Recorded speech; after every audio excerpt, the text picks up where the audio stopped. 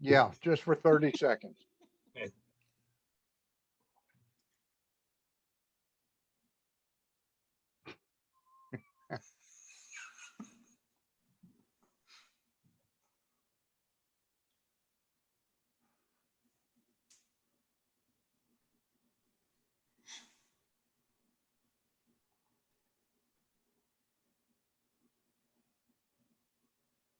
And Pressbox Live is on the air on Facebook Live. And Pressbox Live is brought to you by C3 American Exteriors.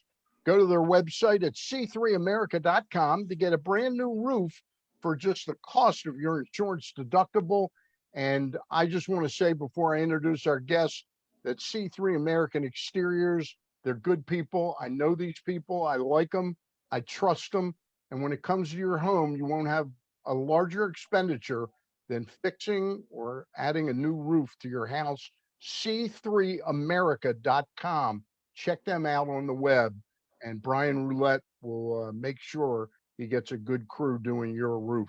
Stan the Fan here, along with Ross Grimsley, my co-host. And Ross, we've got a familiar face from 3,000 miles away.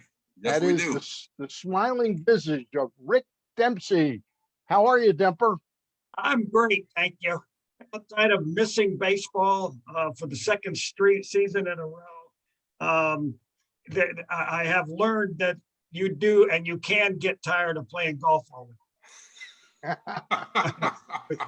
Now, Rick, how much are you watching the Orioles? How much are you watching MLB? Because are you in an area out there where you can watch the Dodgers play? Yeah, we got them on our TV cable now. So I've got two cables in my house, and I can get them now on.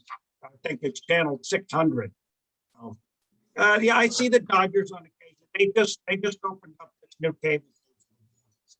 I watch probably about 7 out of the 10 Oriole games. I miss a few when I'm out playing golf, but I pick them up. Sometimes I tape some of the games too. So what have been some of your early impressions of the Orioles? Well, fundamentally, they're still not a very strong team. They do have some pretty exciting young guys, Mountcastle, Hayes, and a few other guys like that. Mullins has really come on. I don't think anybody thought he was going to be as good as he's been so far this season. They got a nice array and a nice balance of good young players. We've got to mix in that pitching at the same time. We all know that. We were a very strong fundamental team. In that area right there, getting the cutoff man relays, that sort of thing, that Earl Weaver just went crazy if we made mistakes.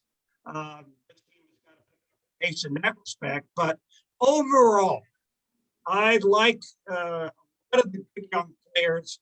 We need, and I'm sure Ross will understand what I mean, you need that one or two veteran guy in the lineup that can kind of keep everybody, that inner team leadership that we had so well when Brooksy was there, the quiet leader, and Eddie Murray and Cal Ripken, guys like that could relay the game to the new guys that come in and how you got to act in your work ethic, etc. Before I turn you over to Ross to ask you a couple of questions, you've now gotten to watch just a little bit of this season, but you saw him manage 60 games last year, and you saw him manage in 2019. Are you a Brandon Hyde fan, or you think he's the interim guy? Because I've been very impressed with him so far. Yeah, you can't evaluate him or how good he is because he's been behind the 8 ball since day one. The team is turning over. It's trying to bring in a lot of new young guys, to get acclimated. So it wouldn't be fair to evaluate him based on wins and losses. What you can do is you see he has a great relationship with the players. Whether you like his managing style or not, that's where it all begins. You've got to get everybody on the same page before you can really teach them the game, because it's a game where if you don't play together, how good are the guys are? Rick, I'm going to ask you Rick, I'm going to ask you to back up just a little bit there and Okay. see how it sounds because we're losing some of what you say. Ross, your turn to ask some questions. You know, we can see him better when he sits back too. He's such a handsome guy. Hey, Dimper, we we all got together here about a week and a half ago. You were here in Baltimore. It was Bunbury's birthday. McGregor, myself, Tippy, Singy, Richie Bansells. We all got together and obviously talking about the O's and the situation they're going through. The outfield defense has really looked pretty good, even though Santander's been injured. And it got around to the catching. We talked about that. And I know the two catchers that they, have been going around, they've been struggling a little bit defensively. And one of the things I wanted to ask you about, one of the catching, hear a lot about catchers catching on one knee. What is that? How did that get started? Tell us a little bit about what's going on with that. Well, I think the trend so they can give better low targets. Well, that has to do with flexibility. I was flexible, I thought, pretty flexible from my days, and I could get down without going to one knee. I could have a pretty low target. I could get it right above my shoe if I needed to. That kind of flexibility you got to work on. I know I see a lot of guys now going to one knee with men on base, which to me is suicide, especially in one-run games. You get a man on second base. I've seen a lot of catchers go to knee. Well, you think about it, Ross. Right now, you could be leading off the second base if the catcher goes to one knee, and you know the pitcher is going to throw a breaking ball. Just go ahead and walk to third base. And I don't see enough guys taking advantage of that because with a breaking ball, the catcher kind of backhand the ball to his right. Let's say a right-hander's on the mound. You got to backhand that ball. That takes away your throwing alley. The third base bag. And if you get up and then move back behind the hitter to throw, by that time the guy's already at the bag. So I don't think teams are taking advantage of the other go to one knee enough. I mean, it's so simple to do, but it's very, very tough. If you're going to one knee, you're not going to throw very many guys out at third base. I don't care how good your arm is. Right.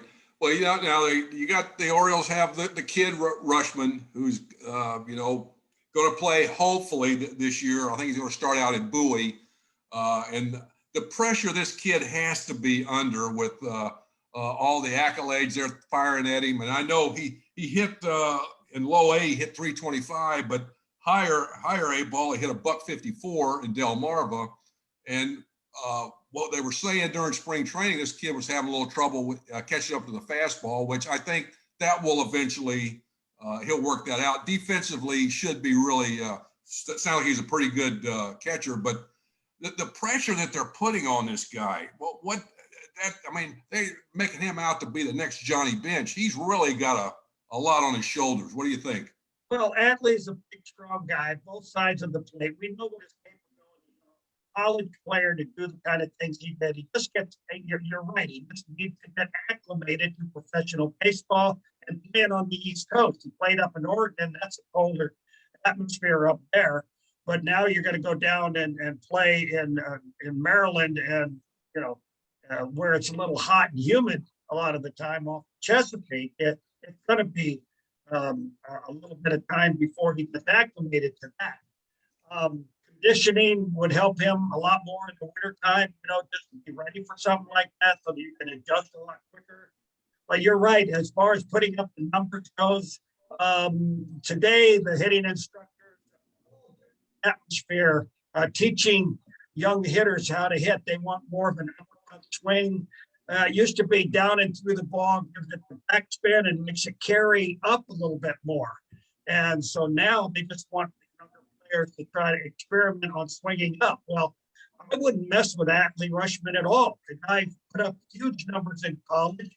Let's see what he's capable of doing, because once he gets his feet on the ground and establishes his swing the way he's supposed to have it, then he might be able to make some adjustments on uppercutting in certain situations. But overall, I don't see it working with him. I would leave him alone. He's too big a talent. He'll figure it out on his own than to sit there and try to make him hit fly ball after fly ball. You've got to drive the ball.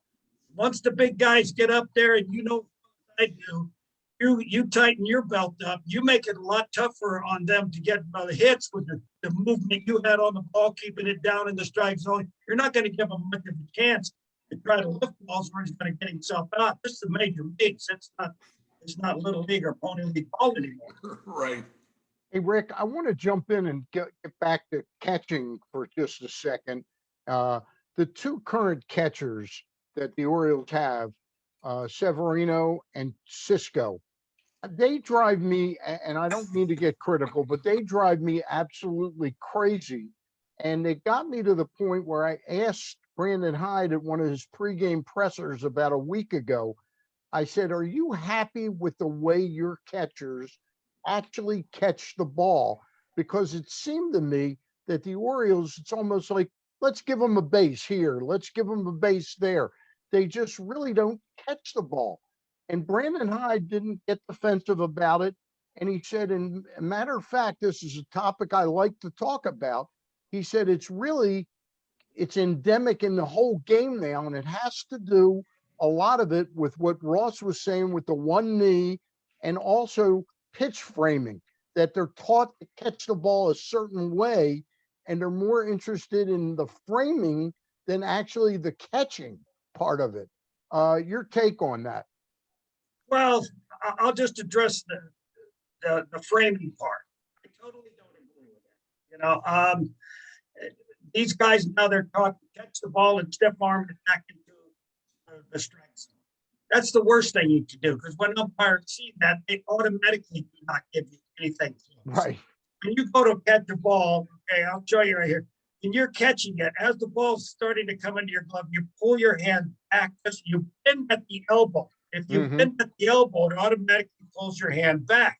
And then you softly just bend it forward towards the strike zone as you go. There's nothing that's supposed to be hard.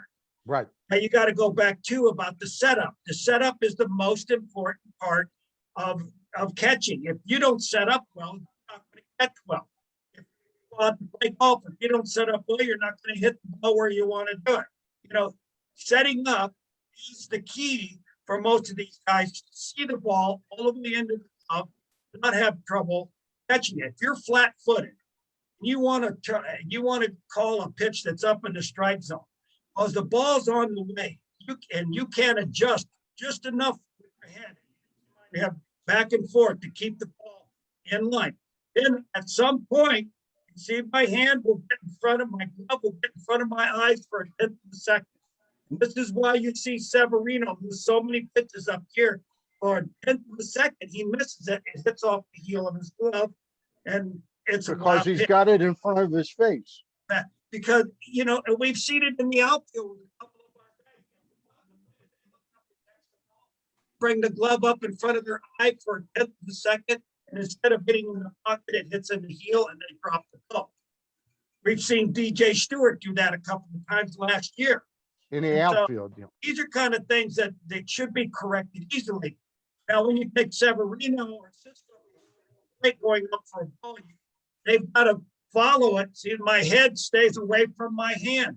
You see that ball coming on the inside, your head's got to move where you can watch it go into the pocket. That's It's great not stuff. Rocket science, because Ross will tell you that's hard.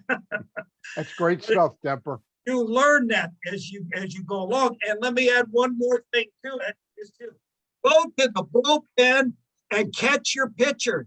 I didn't like it all the time because it wore you out. But that's your job. You got to go out to that bullpen. It's like having 13 wives. You got to know everything about them, and you don't want nobody else fooling around with them. You got to know their release point. You got to know how much their breaking ball moves, so you know where to give a target. When Ross would throw that little slippery one, I don't know how it got slippery. I'm not saying anything. But when it sunk like that, you had to be able to adjust off the bottom, off the balls of your feet. If you can't adjust quickly, you miss the ball. And you can also see what that pitcher might have working that day, how his breaking pitch is going. Well, you got to work with them too, Stan, on their side bullpens. And you need to talk to them. You need to talk to the pitching coach. What is your input going to be? I'm going to save you a trip to the mound by me telling him to get his arm. say to a pitcher when he gets in trouble, get your arm up, slow down, speed up, and get out in front and, stay on top of the ball. There's just not that much you can say. This But guy you do only have caught. to. This guy only caught 24 years, Grimsley. Yeah, really.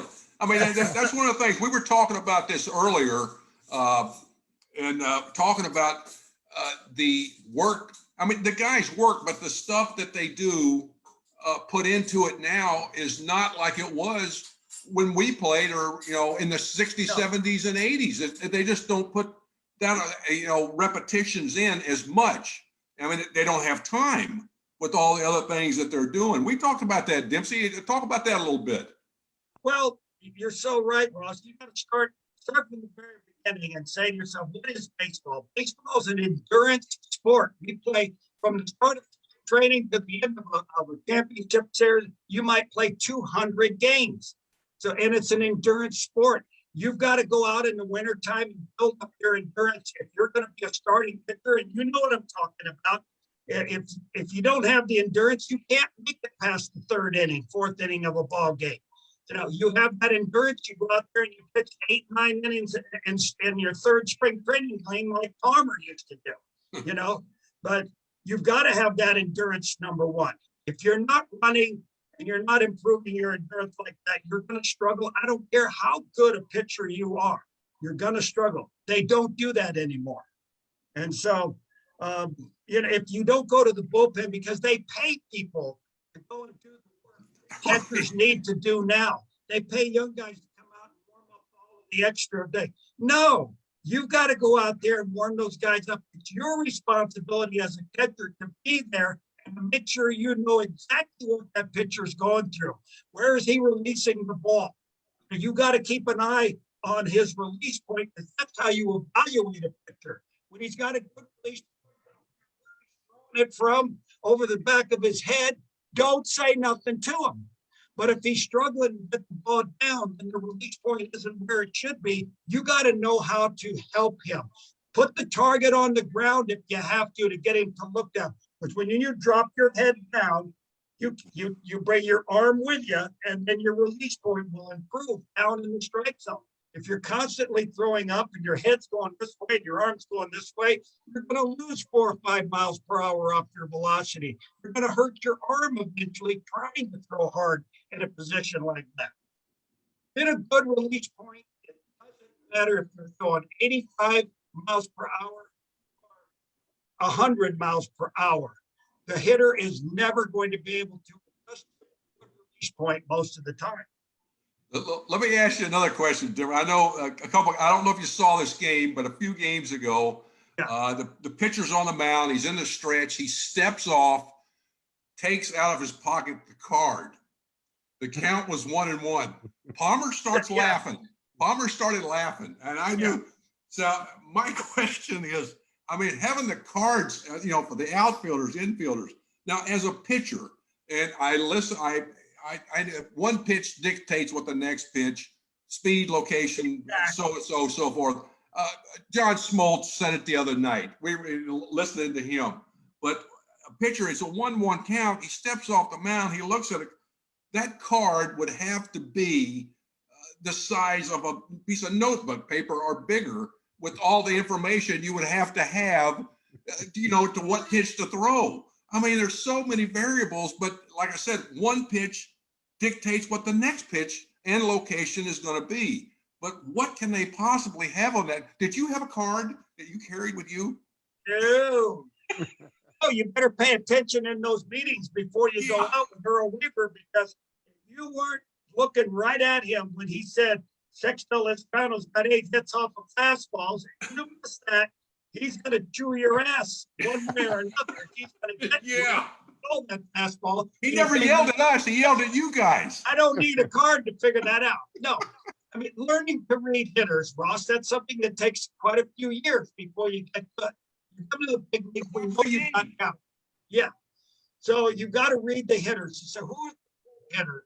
Who's the guy that's trying to hit the home runs? Who's the spray hitters? Who's the chop hitters? Those guys, line drives all over the place. You got to know those hitters. And in my case, I got to know my pitchers. What kind of a pitcher with you? more of a finesse pitcher than a power pitcher. That's what you were, Ross. What was your best pitch? You had a good two-seam fastball. You had a good changeup.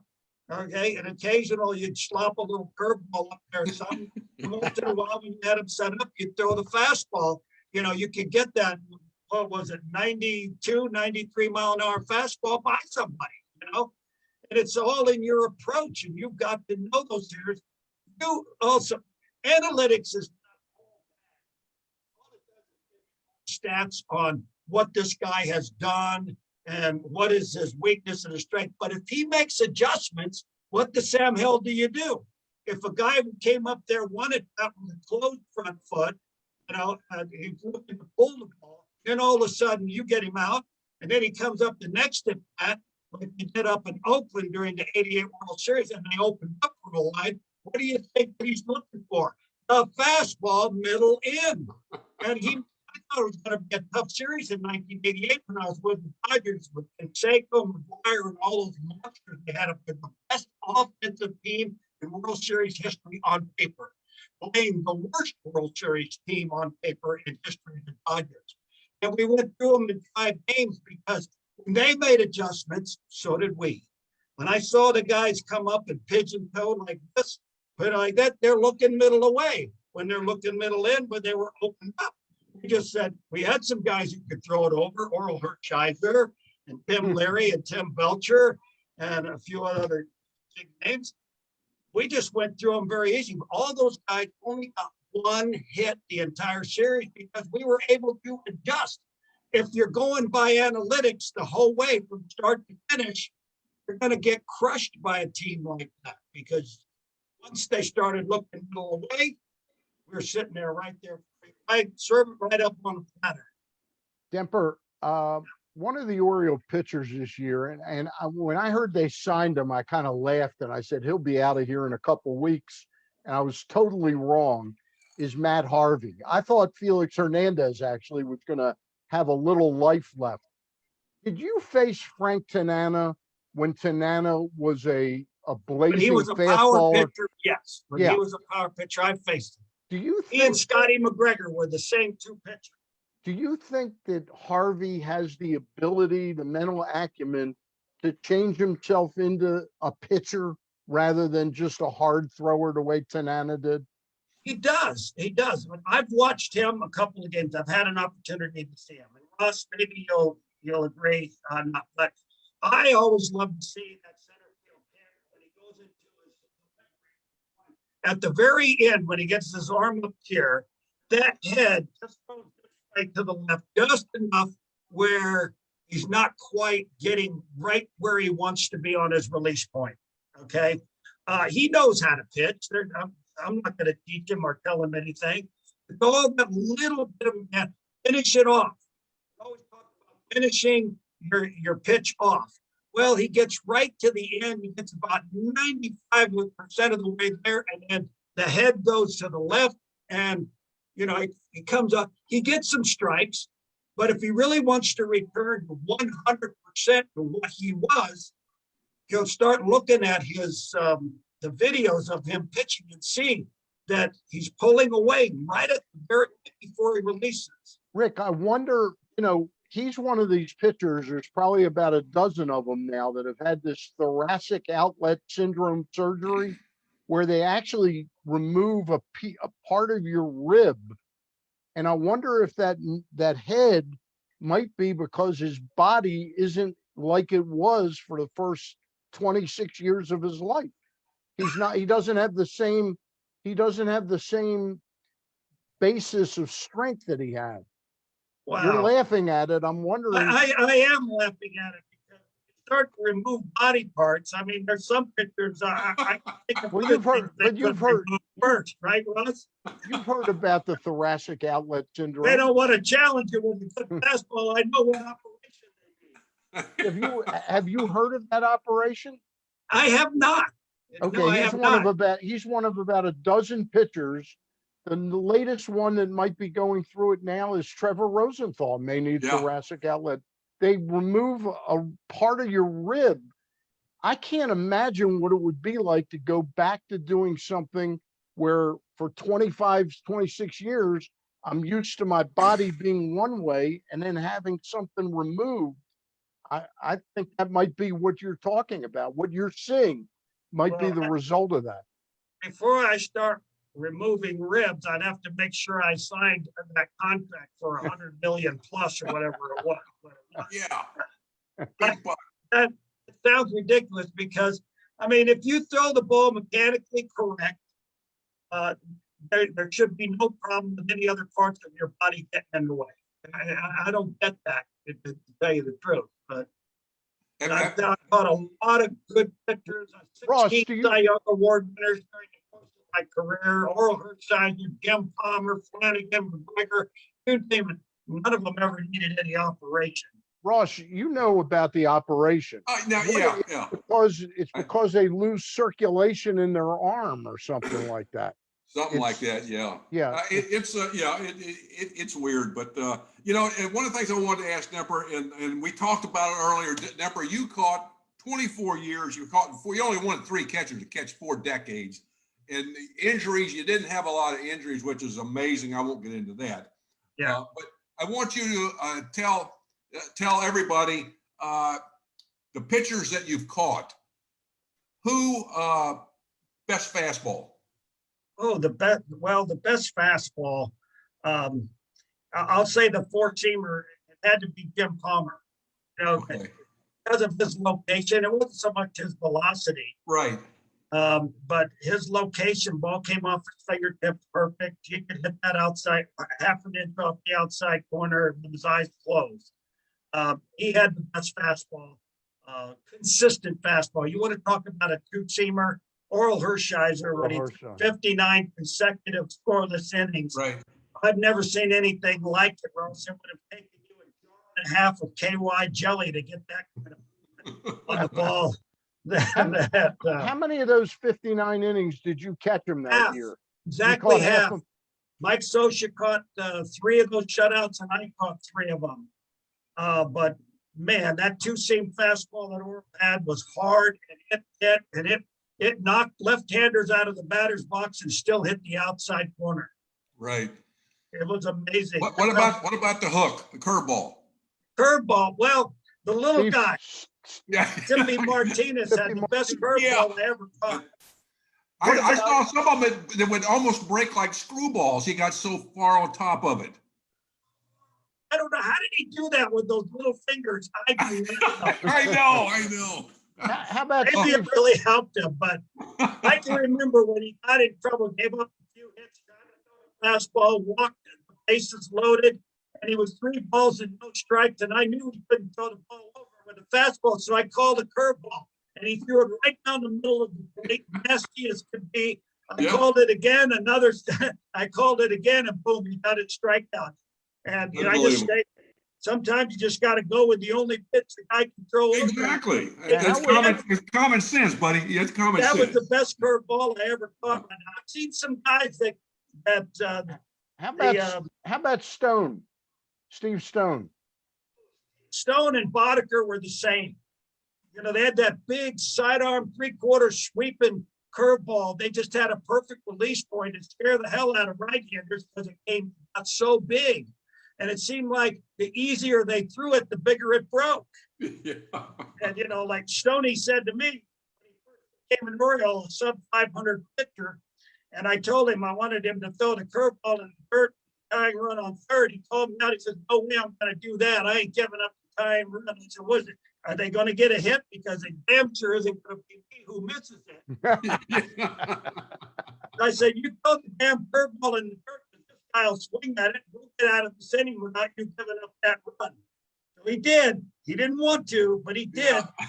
Then all of a sudden the confidence built up and he ends up winning 25 games. So right now he sends me a nice check every year.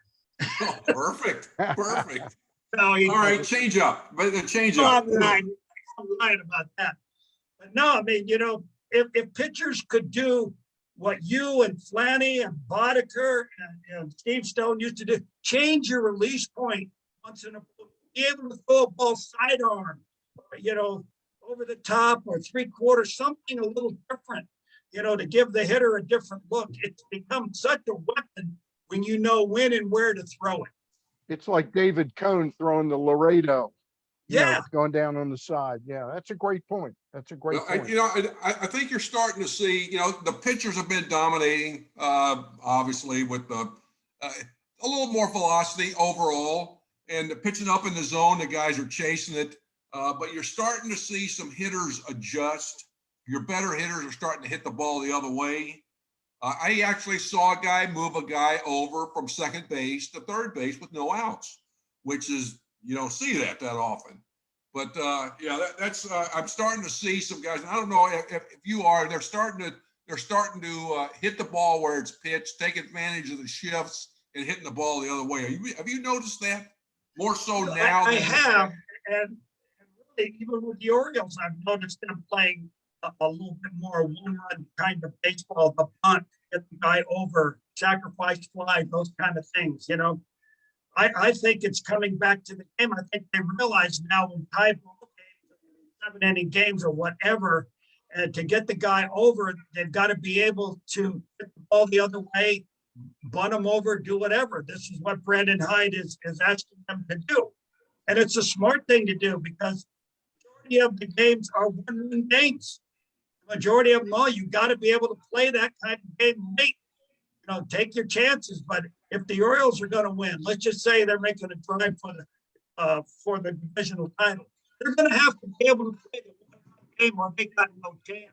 They're not going to match up with the Yankees, Toronto, Tampa Bay, Boston Red Sox power-wise. No way that's going to work. But you can win if you're smart and you hit the ball to the side of the field. You give that pitcher a one-run lead late in the game, and all of a sudden, a whole lot of things change. Rick, you played for two of the really good managers in the history of the game, and they were both characters. You played for Earl Weaver. You played actually for Billy Martin too, but the other guy I was talking about was Lasorda. Is there anybody that you watch today in terms of managing a game or a team that you say that guy's really got it? Somebody like Craig Counsell or somebody that's a little off the radar. These Craig Counsell's like, I knew there was mice that squeak more than he did. But, I haven't seen that kind of passion from a manager in a long time. And right now, the whole Earl Weaver couldn't manage in this era, nor could Billy Martin and Tommy Lasorda. They get angry, they get passionate, they yell at the players. Had to be a lot tougher than they are today, because when you get yelled at in front of the fans, it's embarrassing. You can't. We didn't run to our agents and say, "I want to get out of here, get me traded by next week," all that kind of stuff. It just didn't happen. So you learned to be a man, and you took your criticism like a man, and you went out and you did something about it. I mean, Ross, how many times did you hear Earl scream, "Jesus Christ, you got to hold on to the ball, catch the ball, catch the ball"? I never threw a shin guard at him.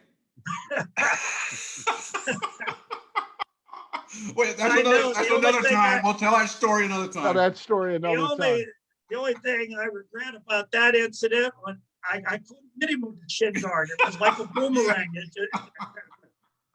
No. We were talking to DeSenseis a couple of months ago. We were doing one of these interviews, and Rossi told us a story about when DeSenseis called his parents and said, "I'm starting game 2 of a twilight doubleheader," and they came into town to see him play because Brooks was still playing.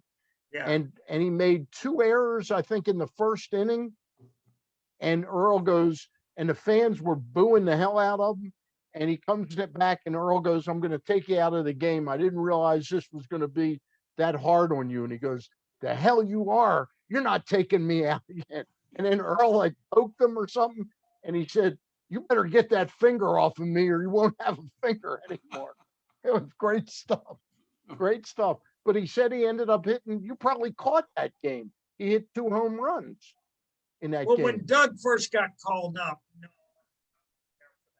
he first got called up. Okay.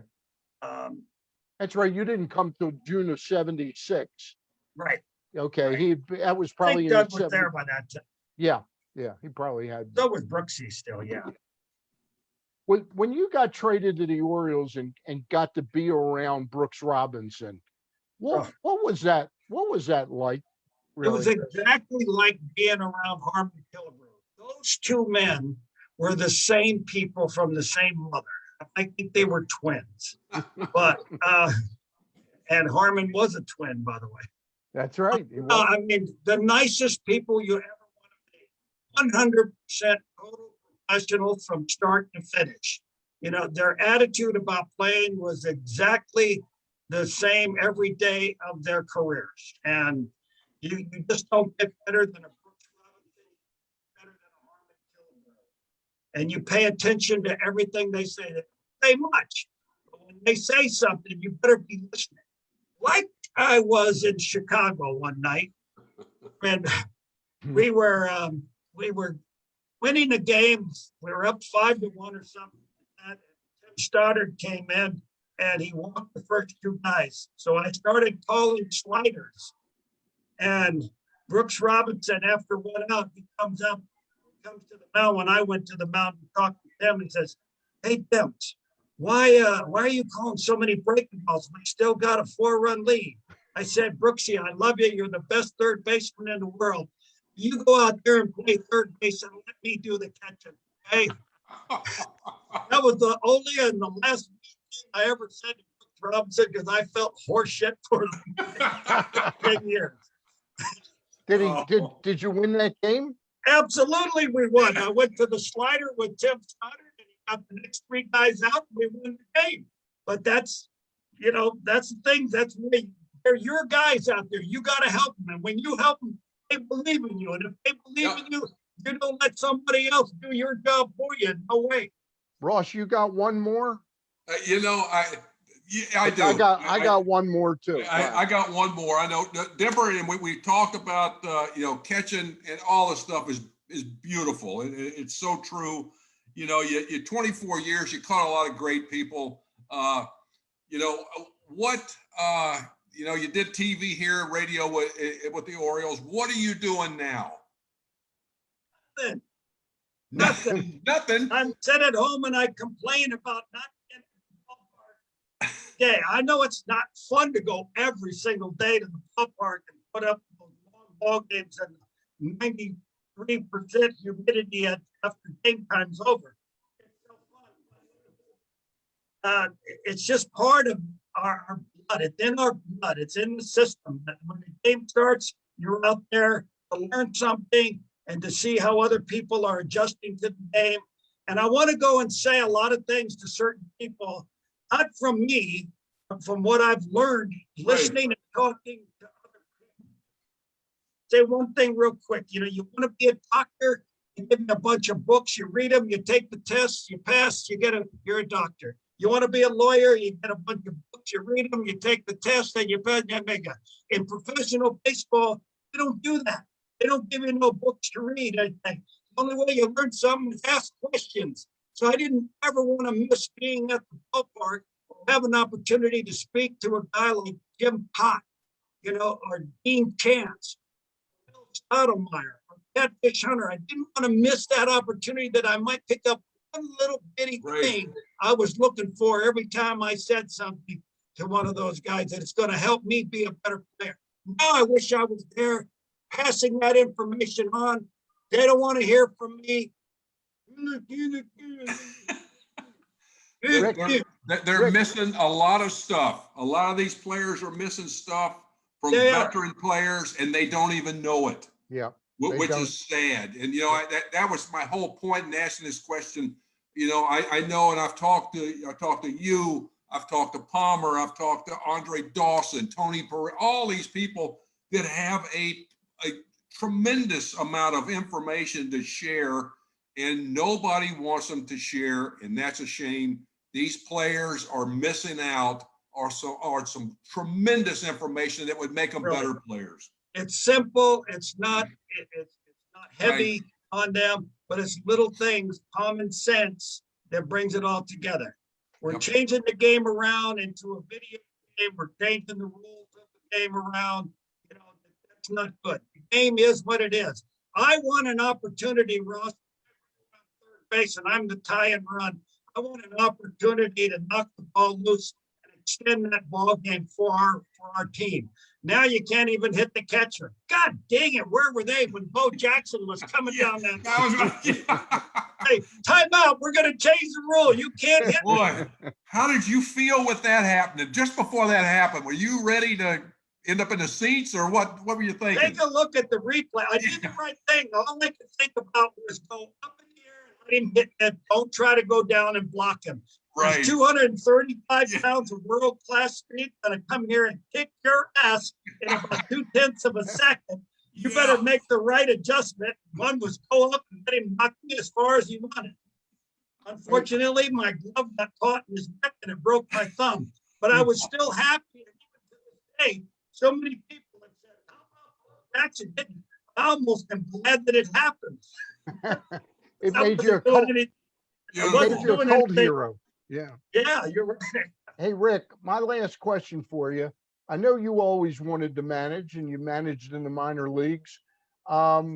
This comeback by Tony La Russa at the age of 76 years old, after 10 or 11 years away from the game, this is a guy who was one of the masterminds at how to handle a bullpen. And I watch a lot of Chicago baseball, and it's, to me, it's very sad watching him manage today, as opposed to the way he was when he was in his prime. Well, it isn't because he doesn't know what he's doing. He knows what he's doing. Yeah. Getting acclimated to the players nowadays. Back in his day, you know, you could kick a player in the butt and he was going to come back stronger. Nowadays, you kick a player in the butt, you don't know whether he's going to come back at all. You know, so ownership and Major League Baseball has changed the way that their approach is to the players. The players, I like them all. They're all pretty talented guys. I think they're stronger overall than we were as players. They got into lifting weights and getting stronger and everything. They're not quite as flexible as have the endurance that we had, but there's a lot of good things about these players, and Tony La Russa will adjust to it after a while. He's got a great ball club there, and you know, the only thing that Tony's got to deal with is they're not as prepared coming into spring training and the start of the season as players of our era were. I'll go up against anybody and say that. All right, well said. Orioles play the Mariners tonight. It'll be Eric Swanson for the Mariners and Dean Kramer. Have you seen Dean Kramer pitch at all for the Orioles, and what do you make of him so far? He'll be fine. He's got the fastball. He's got a good repertoire of pitches. I think, you know, it's just going to take a little while. He's not one of those kind of guys who just is going to make adjustments in one day or two games. Give him half the season. Stan, let's have another talk at the halfway mark, and we'll see how much he has changed from that point on. It'll take a while. Don't you agree with that, Ross? Yes, absolutely. He's doing a little bit. He's doing a little bit different this year. I think he's overthrowing. Like you said, you watch his head and his front side flies open.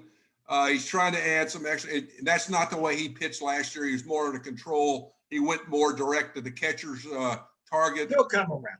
Yeah, he's just doing what Means did last year at the beginning, trying to overthrow, trying to do something that he was not capable of repeating a delivery and hitting a spot because he's thinking more velocity and less location. And I think that's what this kid's doing, because he doesn't look the same delivery wise as he did last year, but he's got 4 outstanding pitches.